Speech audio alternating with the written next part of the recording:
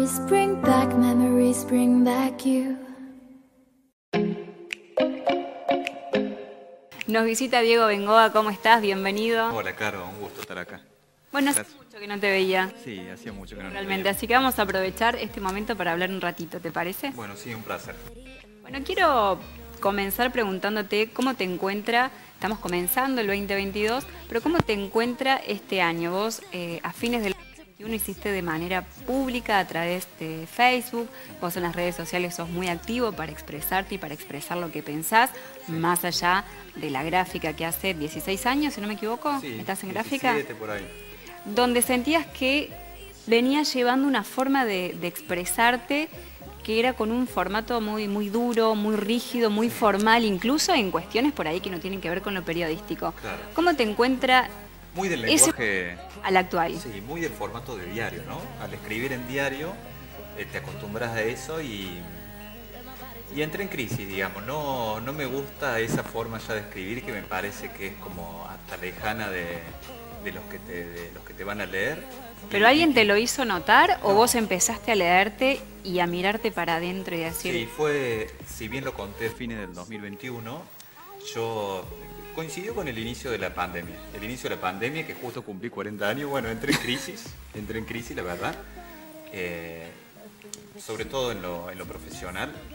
Y prácticamente yo que había usado mi Facebook, cerré ese Facebook, siempre tuve un único Facebook y lo tenía desde, no sé, 2007, 2008 capaz.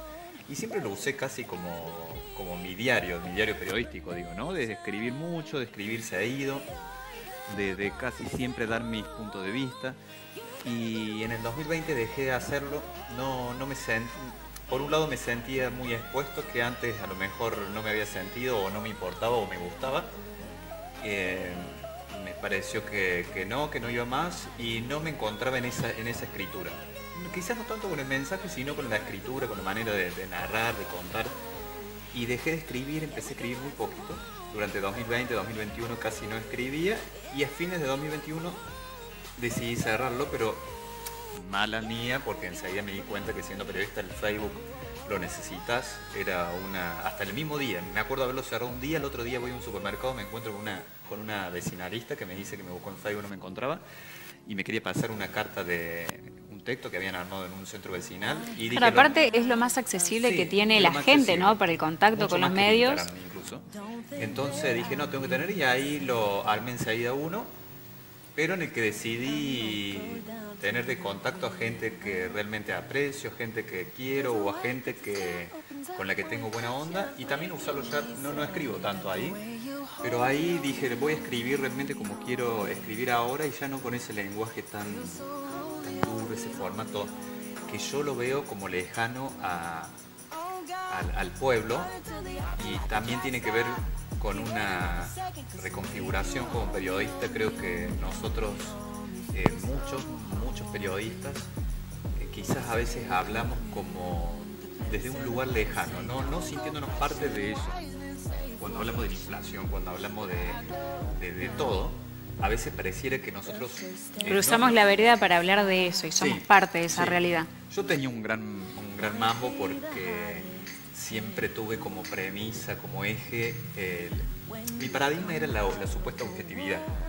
Yo no concebía que, más allá de que en el Facebook opinaba bastante, no tanto en el diario, en las notas habituales, pero sí cada tanto hago alguna columna de opinión. Tenía eso de que uno no podía posicionarse, y creo que la llegada de las nuevas generaciones, me parece que eso tuvo mucho que ver, el prestar atención en cómo se manejan las chicas, los chicos, los adolescentes, los jóvenes de 20 y pico, cómo son los nuevos periodistas, me hizo pensar en que creo que ya no va más. Cambió un poco la escuela. Sí, realmente. Y Escuela de enseñanza, de base, de teoría con la que uno se formó. sí. Y también, bueno, hubo una cuestión personal de que creo que fui dejando el ego de lado. Para mí había... ¿Te considerabas una persona ególatra?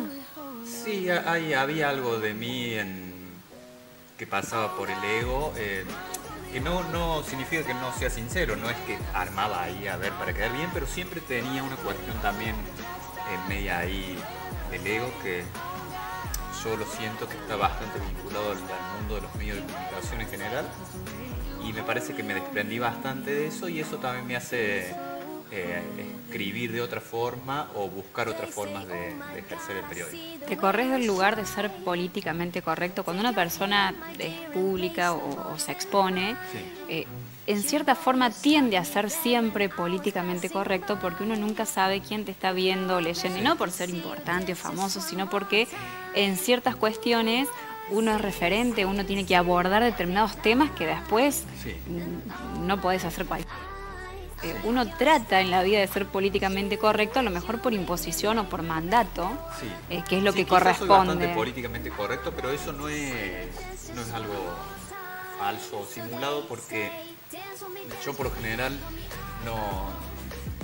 no me gusta la confrontación desde un punto de vista de pelea.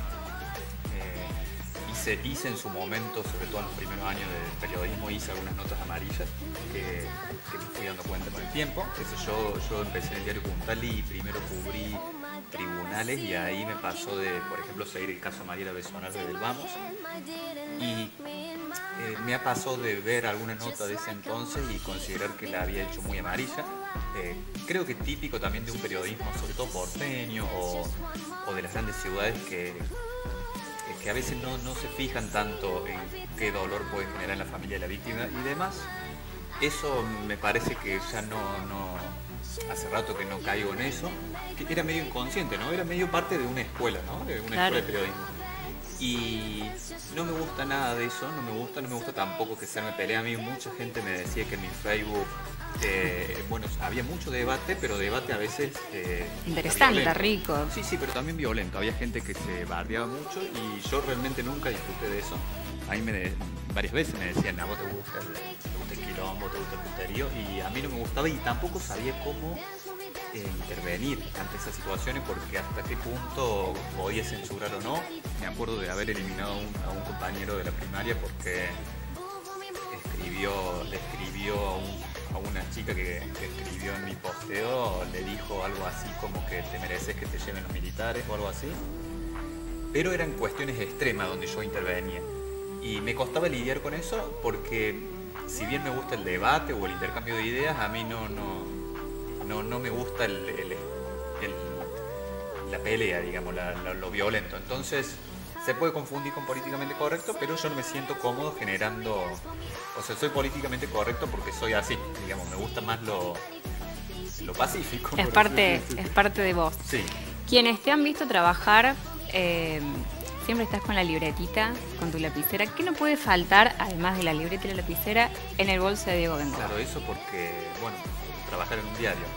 Claro, pero hay muchos que usan directamente Claro. en una memoria, pero por eso resalto Bueno, esto ¿sabés qué y digo, pasó, Caro? Sí. ¿qué nunca puede faltar en el bolso de Diego Bengoa? No, Una tengo- segunda lapicera, Sí, tengo varias no sé, lapiceras. una botellita de agua.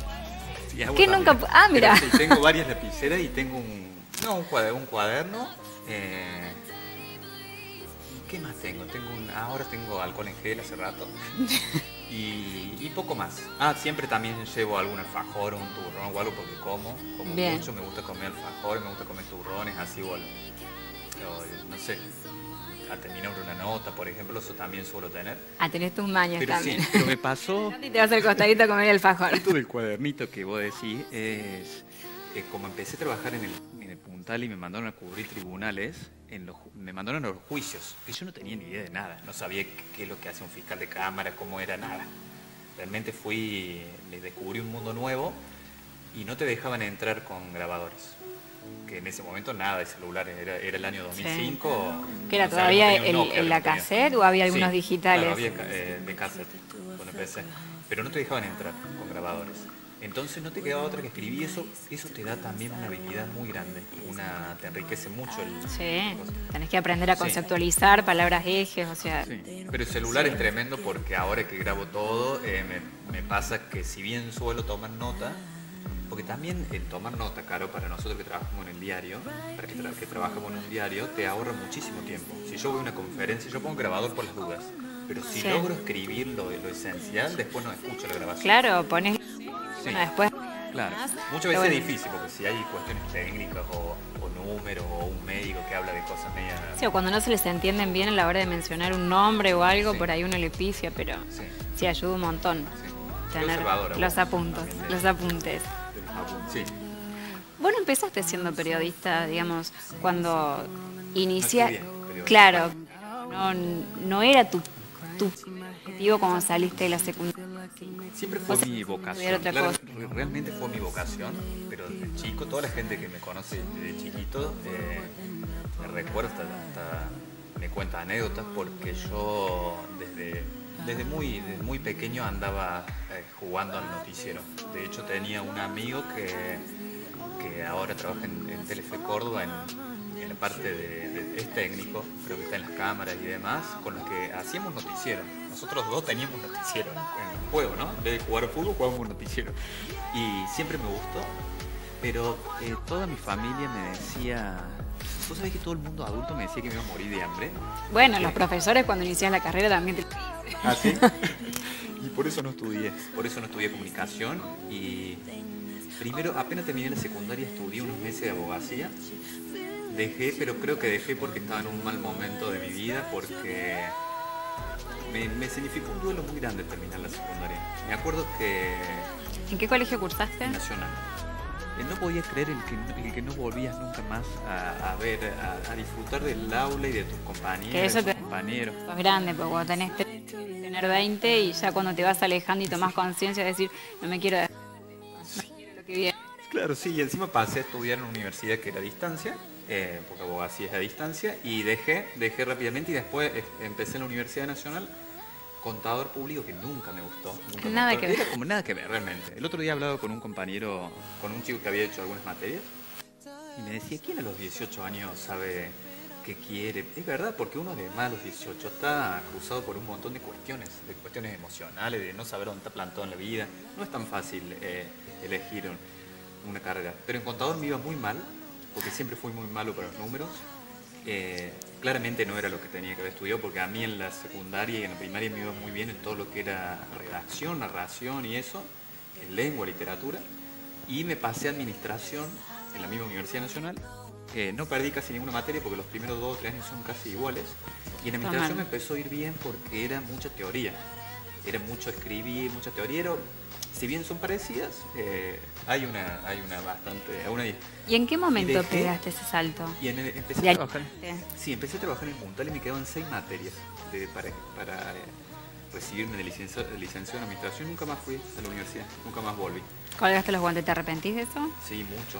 Ahora ya no, lo superé, pero estuve hasta ahora, no sé, 4 o 5 años. Todos los veranos tenía el mismo mambo. ¿De qué hago? Me anoto y ahora 5 años quise hacerlo. Dije, bueno, me voy a anotar para cursar y terminar. Porque además, claro, me pasaba algo. Iba a hacer una nota a la universidad. Sobre todo Cecilia Conci, que era la vicerrectora o rectora, llegó a ser, no sé. Como había sido mi profesora, muchos de los que tienen algún cargo en la universidad han sido mis docentes. Me decían, terminala, no, concluí esa carrera.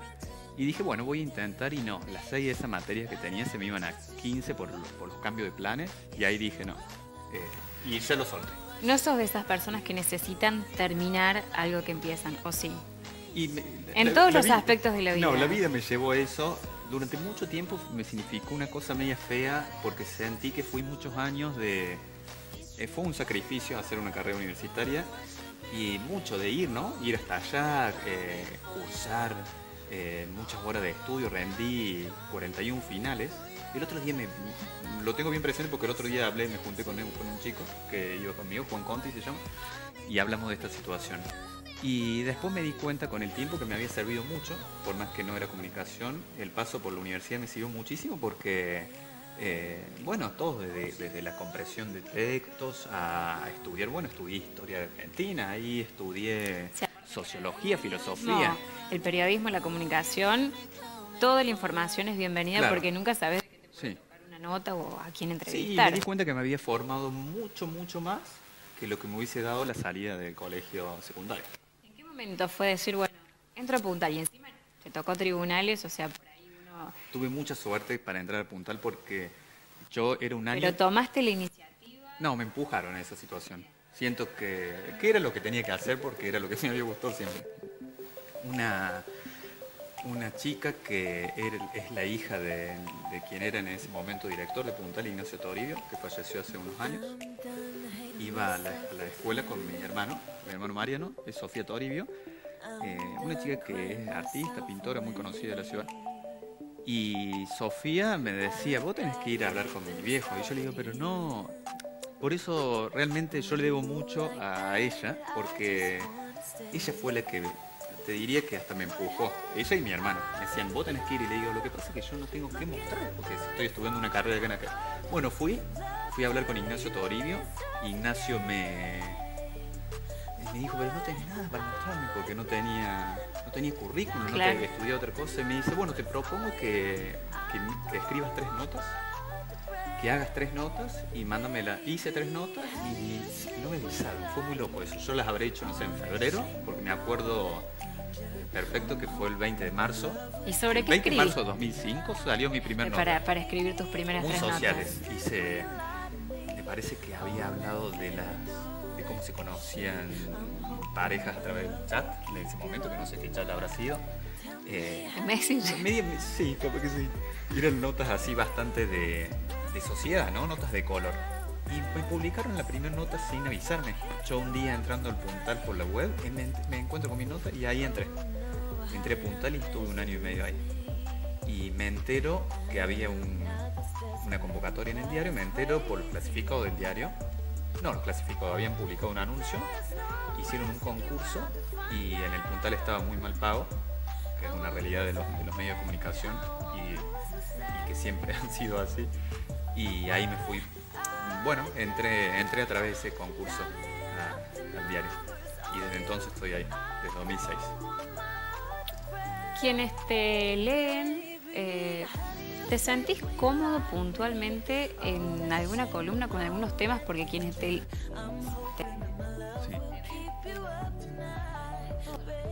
notas sociales, color, una opinión, Lo que más pero me en lo gustaba, personal, Caro, siempre me gustó. Cuando Ignacio Toribio en Puntal me mandó a tribunal, yo me acuerdo que lo padecí, no quería saber nada. El Puntal no cubría judiciales, no tenía un periodista en judiciales y el diario era muy fuerte en judiciales. Y la competencia pasaba sobre todo por ahí, porque me acuerdo que había como mucho de mirar la tapa del diario. Y el diario tuvo tradicionalmente una historia de seguir los casos policiales y judiciales. Y me encantó Tribunales porque siempre creo que por Tribunales pasa gran parte de lo que es la vida, la sociedad. Sí. pero importantes en los Sí. Y también me pasó que, bueno, la vida me puso en una situación en la que a poco de entrar a Puntal, el director Toribio me llama a mi casa y me dice, están los hijos de Mariela Besonar acá, podés venirte. Y fui, y Mariela llevaba unos días desaparecida, entonces vámonos ahí.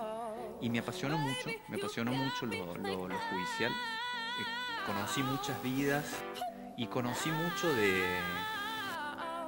es como que me dio calle ir a tribunales, porque en tribunales, Caro, si uno va a la Cámara del Crimen y va a los juicios, ves la realidad, el tejido social, cuánto está metida la droga, cuánto de exclusión hay. Vi muchos casos muy dolorosos, y bueno, después cuando me fui al diario también era mi interés.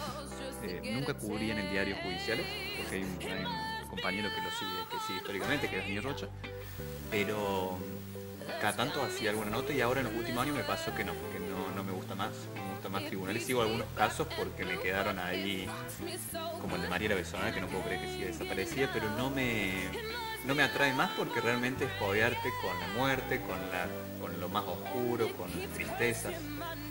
Y en este momento no. Pero para contestar tu pregunta, me parece que mucho lo que más me atrae quizás son las notas en la calle. Pero no las notas de salir a relevar a comercios y demás, sino las notas desde un vendedor ambulante un hombre que junta cartones, o las chicas de la cooperativa 7 de febrero, o los chicos que limpian vidrios. Los entramados sociales, hay tanto Sí. para contar ahí Y eso es lo que más me gusta. y creo que lo que más importa, lo que más se destaca en un periodista, un locutor o un conductor, es cómo te cuenta esa historia, Sí. ¿no? Que es lo que termina entrando en la gente, termina haciendo que diga, che, está pasando esto, porque podés leer sobre el mismo tema en 3 diarios, verlo en 3 noticias, Sí. cómo te lo cuenta el periodista hace la diferencia, ¿no? Y lo contás de una manera, te metes no en el personaje, ¿no? Pero te metes en la trama, te metes en esa realidad y contás desde adentro, supongo que lo que vivís, lo que sentís, Sí. ¿no? Respecto a ese tema. Sí, sí. Y porque también entiendo, ¿no? De que nosotros tenemos que ser la voz de nuestros padres, la voz de nuestro pueblo, de lo que del lugar de donde somos parte. Y cuando hablaba recién de la crisis con mi profesión, fue también darme cuenta un poco eso, de que uno termina en el diario, sobre todo Puro, Municipalidad de Villa María, el gobierno de Martín Gil, ¿no? Desde que apenas asumió Gil en el primer mandato, pero siempre trato de hacer alguna nota de color o alguna nota de esta de sociedad. Pero el estar cerca del poder te hace de alguna manera perder el eje. Es una verdad eso de que nosotros desde el periodismo somos un poder más, con los vicios que tiene el poder, porque uno termina teniendo a veces cierta lejanía de la realidad. Yo veo los medios de comunicación y hay mucho de institucional. Nosotros contamos más que la vida de las vecinas y los vecinos. A veces siento que contamos más desde lo institucional, desde lo que sea, no solo de la municipalidad, sino del Consejo Deliberante, las organizaciones. Sucede, creo que en casi todos los medios siempre hablan algunas personas por muchas otras, desde los líderes sindicalistas al jefe de la iglesia y demás, y falta que salga la gente común, que como nosotros, y eso es algo que aprendí o que visibilicé más que nunca en los últimos tiempos. Yo quiero ser parte de sentirme la voz de, por así decirte, de mis amigas y de mis amigos, que no la voz de los dirigentes. Además, Claro. los dirigentes cuentan otra realidad. Hay una Que no debería ser el rol del periodista, ¿no? O Sí, sea, sí, pero a veces siento que nos olvidamos de eso porque, como te digo, o por lo menos Caro, a lo mejor estoy siendo muy extremista, pero en los últimos tiempos lo veo así, de que tenemos hasta los mismos vicios que tiene otro poder. Hasta nuestros contactos, nosotros naturalizamos que podemos hablar con el presidente del Consejo Deliberante y nuestro vecino del lado no tiene llegada al presidente del Consejo Deliberante. No tiene llegada. totalmente. Entonces, bueno, me estoy más enfocado en intentar ser un poco más allá de que de alguna manera también siempre tuve un costado así de sentir que mi misión como periodista es ser voz de los que no tienen voz. En los últimos años, por eso te decía hace un rato lo del ego, creo que antes había también más una cuestión de que no quita que no haya sido sincero mi trabajo, ¿no? Pero había también una cuestión más de sentirme sobre todo bien o empoderado o respetado y demás, y ya me desprendí de eso. Me desprendí. Pues ya está, ya conseguiste lo mejor. Porque es un trabajo de hormiga el que uno viene haciendo, respetando ciertas líneas, tratando temas que son importantes de la mejor manera. No utilizar el amarillismo para tener prensa, sino uno escribir realmente desde el conocimiento, desde conocer esa realidad, de ponerse en el zapato de los otros. Sí, un Ya día, lo tenemos, me parece. gracias Caro, un día leí, no hace mucho, creo que ya era el verano, bueno, cuando se reactivó un poco el caso de Mariela Besonal, leí una nota, buscando en el archivo del diario, una nota que había hecho como en el 2006, apenas entré al diario, sobre el caso Mariela. Y me sentí vergüenza ajena, estaba firmada por mí, sentí vergüenza ajena porque la contaba como... Con liviandad. No con liviandad, pero con mucho de escarbar quizás en la intimidad de la familia. Y Pero- hoy nunca haría. Sí, nunca haría algo así. Escribí. Ahora nunca haría algo así. Y cuando la leí dije, no puede ser que por eso creo que bueno, que nosotros desde el periodismo nos merecemos tenemos que hacer una gran autocrítica sobre cómo abordamos. Bueno, lo que pasó con Nora Dalmazo no tiene nombre. De la forma en la que se expuso esa mujer. Ahora se sabe con muchas mentiras sobre su vida amorosa, sentimental, lo que sea, que si fuera cierta, tampoco cambiaba, no tenía que pasar el eje por ahí como terminó pasando. Porque se habla mucho de... Terminó distorsionando Sí. en realidad Claro, sí. de la justicia. Sí. Bueno, la justicia tremenda en el caso de Nora. No tiene nombre lo que han hecho todos estos años. Recientemente también. Podemos... Eso. Sí. Proyectos tiene 10. Quiero hacer, incluso grabé con una chica que se dedica a eso, y grabé unos videitos en los que cuento una noticia o comento un tema en un minuto. Uno era de Nora Dalmazo, lo hicimos en diciembre. En diciembre pasó, pero todavía no los publiqué. Creo que gracias a Canal 20 rompí ese miedo que tenía de enfrentar las cámaras, porque antes nunca hubiese... De hecho, yo siempre usé mis redes sociales para ejercer también el periodismo, pero siempre desde la escritura. Nunca hice una historia filmándome, por ejemplo, porque me cuesta mucho, a pesar de que me pongo Bueno, acá- mucho, porque yo me pongo por fotos. Cuando pasaste por Canal 20, ¿esto?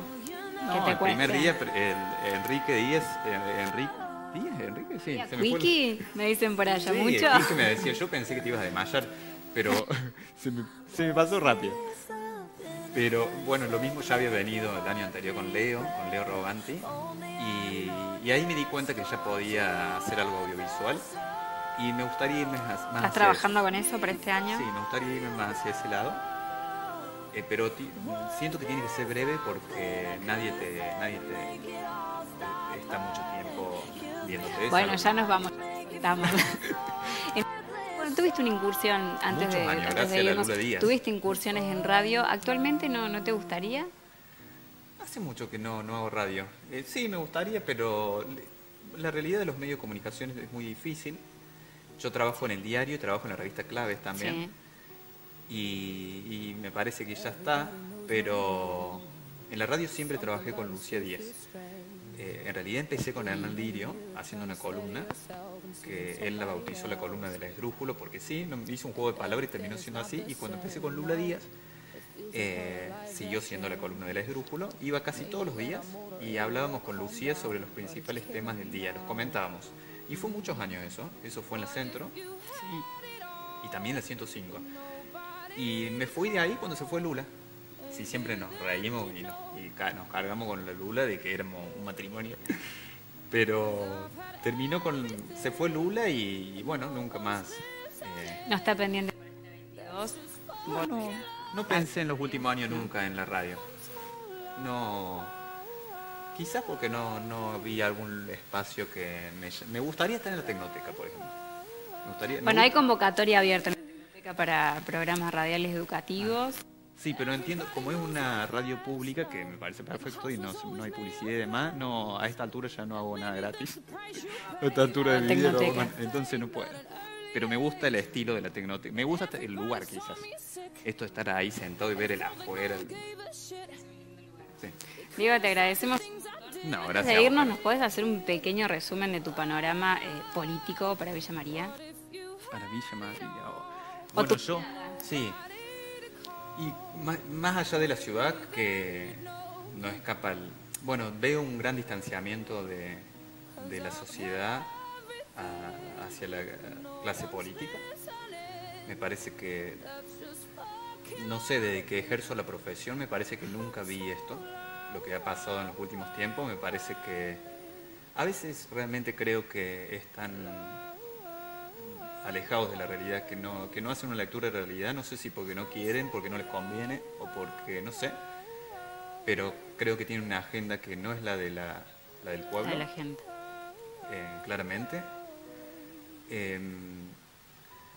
La oposición me parece que no existe, no hay ningún líder, ningún referente, no hay nadie que uno pueda pensar va a ser el intendente. ¿Qué opinas de la candidatura de Manu Sosa? Me gusta mucho que... No lo conozco mucho, Manuel, algunas cosas que vi, pero me gusta que sea alguien que no sea de la política, de la política tradicional. Leí que se caracterizó como filo peronista, pero sí. Digo, es alguien que no ha estado... Y me parece que tiene que salir de otro lado, el próximo intendente, pero no veo ningún líder, ni emerger, ni de cerca, ningún líder, ni en la provincia, ni en el país, ni en la ciudad, y eso es bastante alarmante. Y mi mirada de la realidad me parece que es la de la mayoría, que estamos viviendo un momento muy malo, en una crisis muy grande, en la que, además de todos los problemas que hay internos, en la que en los últimos meses me pasó de tener una tristeza o una desesperanza que no la tuve nunca, que nunca la tuve en mi vida, y creo que no la tenía por negador, pero yo no veo mucho, me cuesta ver un horizonte esperanzador cuando uno sabe que en Argentina ya hay casi un 60% de niños y niñas pobres y adolescentes, cuando ya hay muchas chicas y muchos chicos que están fuera del sistema en todo sentido, han quedado al costado del camino, y que no sé cómo se los incorpora, no sé, me parece que hay cuestiones que son irreversibles. Los gobiernos siguen pensando en ellos y no mirando la realidad. Sí. Y sumado todo esto, claro, todo lo que estamos viendo, ¿no? Pandemia, guerra, y ni que hablar también el tema del clima, que hay muchos hechos, solamente no lo quieren ver, que la Tierra está demostrando que realmente nos vamos al carajo. Hay cada vez más desastres naturales, porque están todas las condiciones dadas para que haya desastres naturales, con todo lo que eso implica. Entonces... La de dinosaurio. Sí. Ahora va a pasar de acá a 100 años, no voy a estar de acá a 100 años. Y bueno, pasaron los 100 años, sí. Llegando realmente. Y acá en la ciudad, Caro, siento que la pandemia no modificó las prioridades de los gobernantes. O sea, una de las prioridades debería ser la generación de viviendas. Le soluciona la vida a un montón de gente, a muchísima gente, en los 7 años, 8 que lleva Gil. Y buscar, entiendo que hay cuestiones que exceden, como un gobierno de Macri que estuvo enfrentado y que además fue un gobierno desastroso, el tema de la pandemia de COVID y demás, pero entregaron solo 10 casas a Eva Perón. Ahora han terminado las casas estas, iniciadas en el 2011 de Plan Evita. Las dos venían de la gestión anterior, ¿no? Sí, exacto. Terminó la de Plan Evita, que empezó 10 años antes, que había empezado con Cristina Kirchner. Y bueno, ahora sí dicen que van a una inversión millonaria y demás, pero todo lento, y además, no sé, pienso que le hubieran cambiado la vida ya a tanta gente, hasta por ellos mismos, hasta vistos desde el ego de ellos, cambiaría tanto que hagan viviendas. Porque la persona que tiene un techo, emprender, no sé, cocinando, haciendo churros, lo que sea, tenés el techo, entonces es totalmente diferente a la hora de conseguir un laburo. De pagar alquiler, entonces tampoco necesita la ayuda estatal, que siempre yo estuve a favor y de acuerdo con que el Estado tenía que estar hasta incluso asistiendo, pero no eternamente, como ha sucedido en Argentina. O sea, es un parche momentáneo. Hoy obvio que no quiero que quede ninguna familia sin la ayuda estatal cuando necesita. Un Estado asistencialista, pero claro, que a la misma vez genere políticas de trabajo. Y parece que no la genera. Yo no veo que la generen. O la generan, o generan, digamos, mucho menos de lo que la realidad marca que tienen que hacer. Totalmente. Y lo peor es que no veo tampoco otra alternativa en la vereda del frente. Nosotros ahora nos vamos a tomar un cafecito y seguimos con esto. Diego, te agradezco un montón, un placer. Nos vemos pronto, esperamos tenerte nuevamente. Me encanta vi varias, vos sos muy, bueno, no te voy a estar elogiando acá porque vamos a venir los dos elogiando, pero me parece que tenés mucho talento y mucho carisma para esto y que sos muy profesional. Yo te haría más a los Florencia Peña, así que hagas un poco de lío y cosas.